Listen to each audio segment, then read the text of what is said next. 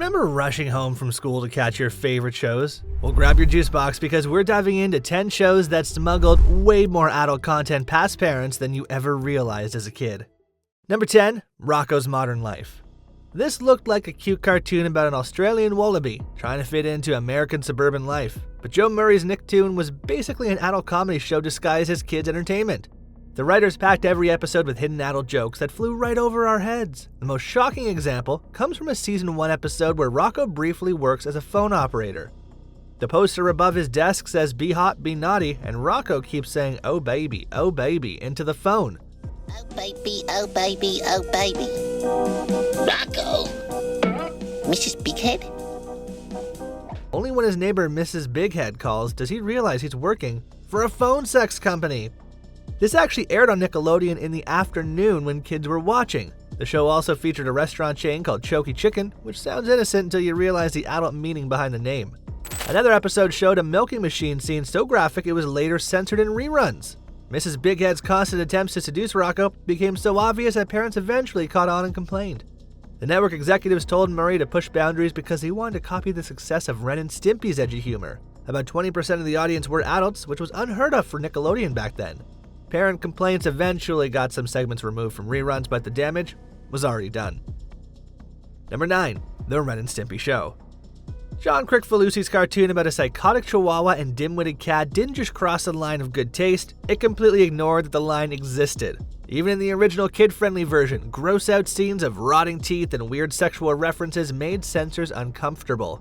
One infamous scene showed Ren polishing Stimpy's rubber nipple collection, which somehow made it to air during children's programming. Another disturbing episode featured detailed close-ups of Stimpy giving birth to his own hairball in what can only be described as a twisted parody of childbirth.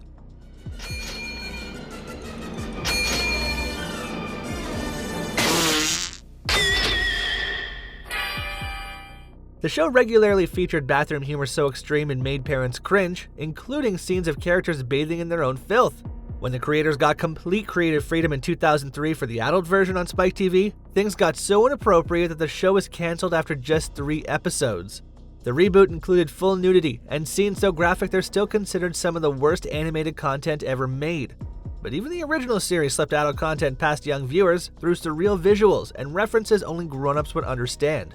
The show parodied classic movies like Citizen Kane and included tributes to art house directors. What made it worse was later revelations about creator John Kricfalusi's inappropriate behavior with young female fans, which cast a disturbing shadow over the show's already questionable content.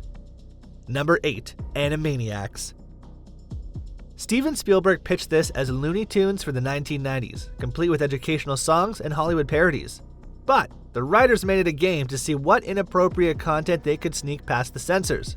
The most famous example involves a character Dot meeting the pop star Prince. In the scene, Pop announces she found Prince, but her brother Yakko corrects her saying no, fingerprints.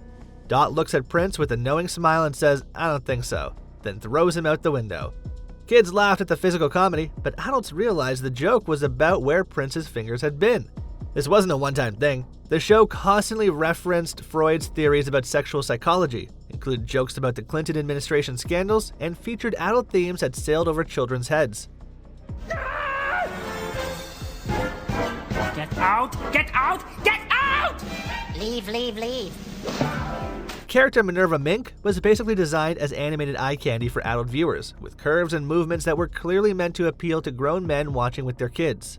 The Goodfeathers segments were packed with references to mob movies, complete with violence and criminal behavior that would make most modern parents uncomfortable. The fast pace let inappropriate jokes blend seamlessly with harmless gags, keeping parents from complaining while guaranteeing that adult viewers would be shocked rewatching later. The writers even admitted in interviews that they specifically wrote jokes aimed at adults, knowing that parents would be the only ones who understood the references.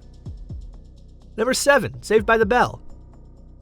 Bayside High seemed like the perfect high school with its bright colors and freeze-frame moral lessons, but the show's most famous episode is actually a cautionary tale about drug abuse that goes completely off the rails. In the episode about Jessie's caffeine pill addiction, she has a complete breakdown while singing, screaming that she's so excited but also so scared.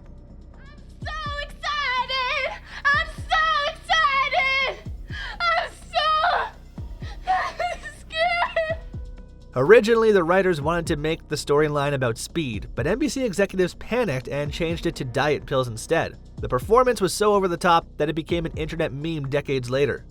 Beyond this meme-worthy moment, early seasons relied heavily on outdated gender stereotypes. The main character, Zach, routinely manipulated his classmates and teachers, including having romantic feelings for his social studies teacher. Even the TV movies pushed boundaries by having adult love interests interact romantically with characters who were still supposed to be teenagers.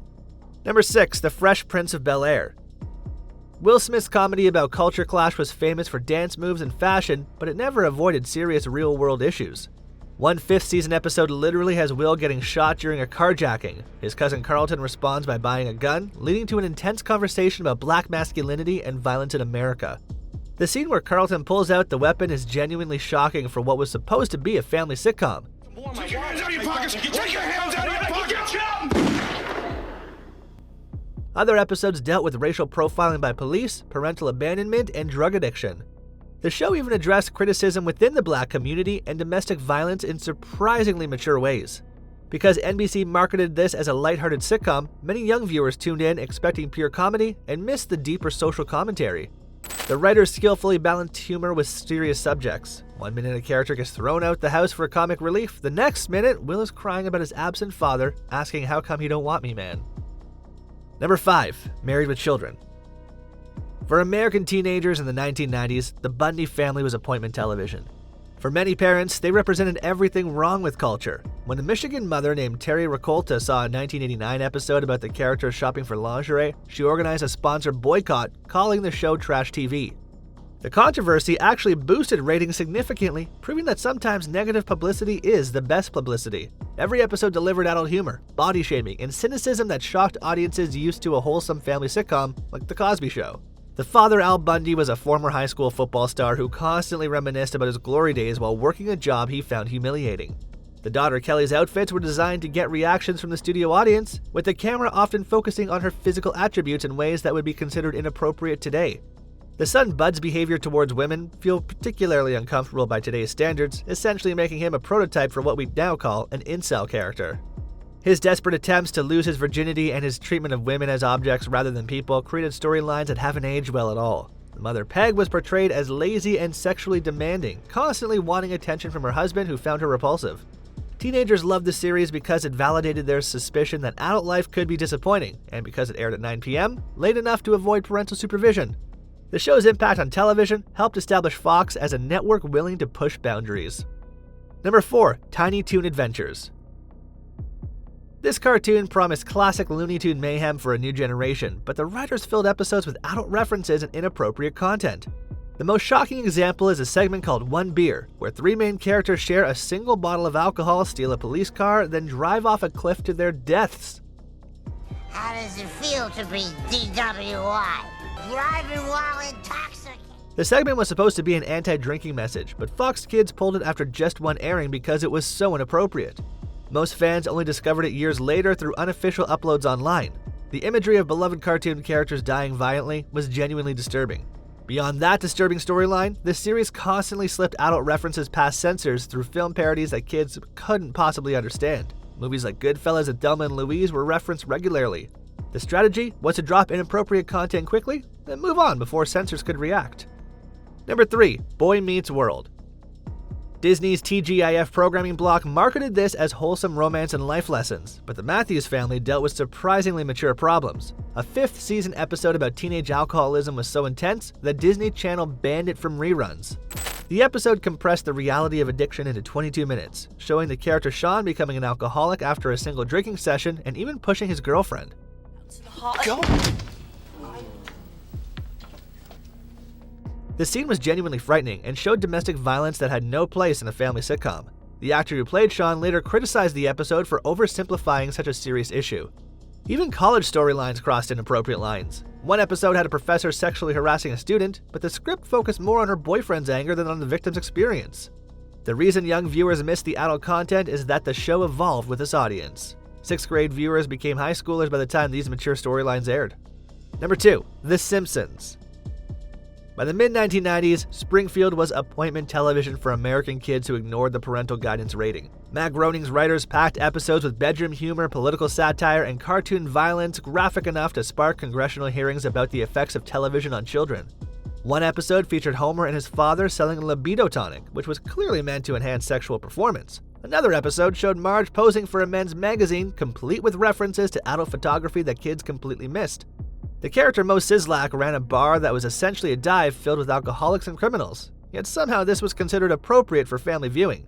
Parent groups worried about the show's influence, while Bart Simpson was actually banned from some classrooms for promoting disrespectful behavior toward authority figures.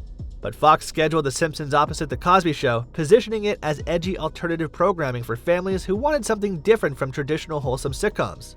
Many kids focused on the slapstick comedy and missed deeper commentary on social issues like immigration, corporate greed, and political corruption.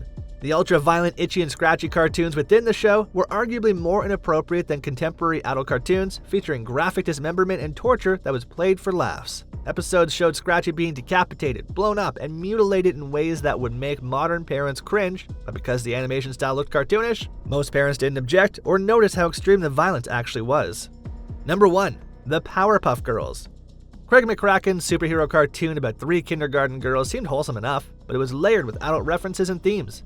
The character Miss Bellum, who ran the city government, was deliberately designed as a 1950s bombshell but only shown from the neck down as a reference to old detective movies. Her name was literally a play on cerebellum, indicating she was the brains despite being portrayed as a sex symbol. I don't know, Miss Bellum. So much to do, so little time.